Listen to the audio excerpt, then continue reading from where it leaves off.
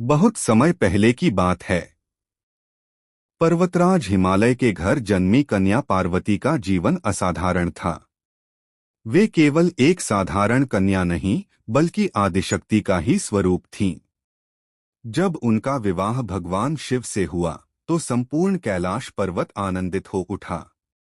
विवाह के बाद पार्वती माता ने अपने दिव्य स्वरूप को प्रकट किया। उनके मस्तक पर अर्धचंद्र सुशोभित था और उस चंद्र से घंटे की मधुर ध्वनि गूंजती थी। इसी कारण उनका नाम पड़ा माता चंद्रघंटा। उनका स्वरूप अद्भुत था। स्वर्णिम आभा से चमकता हुआ शरीर, 10 भुजाएं, जिनमें अलग अलग अस्त्र शस्त्र और सवारी के रूप में सिंह। वे सौम्य भी थीं और युद्धकाल में अत्यंत विकराल भी। राक्षसों का उत्पात। एक बार असुरराज महिषासुर ने तीनों लोकों में अत्याचार करना प्रारंभ किया। उसके आतंक से देवता, ऋषि और मनुष्य सभी भयभीत हो गए। वह बार बार इंद्रलोक पर आक्रमण करता और स्वर्ग की अप्सराओं, देवियों और देवताओं को अपमानित करता। देवताओं ने भगवान शिव और माता पार्वती से सहायता की प्रार्थना की। माता पार्वती ने तत्काल अपना भयंकर स्वरूप धारण किया। जैसे ही उनके माथे का चंद्र घंटनाद करने लगा, पूरी धरती, आकाश और पाताल में उसकी ध्वनि गूंज उठी। यह ध्वनि सुनकर असुर कांप उठे। सिंह पर आरूढ़ माता चंद्रघंटा युद्धभूमि में पहुंची। भीषण युद्ध। महिषासुर और उसके असुरों की सेना ने मां को घेर लिया।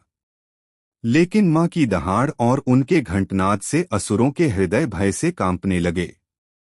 माता ने अपने त्रिशूल से असंख्य असुरों का संहार किया। गदा, तलवार और धनुष से वे निरंतर शत्रुओं का विनाश करती रहीं। जब स्वयं महिषासुर उनके सामने आया तो भीषण संग्राम हुआ।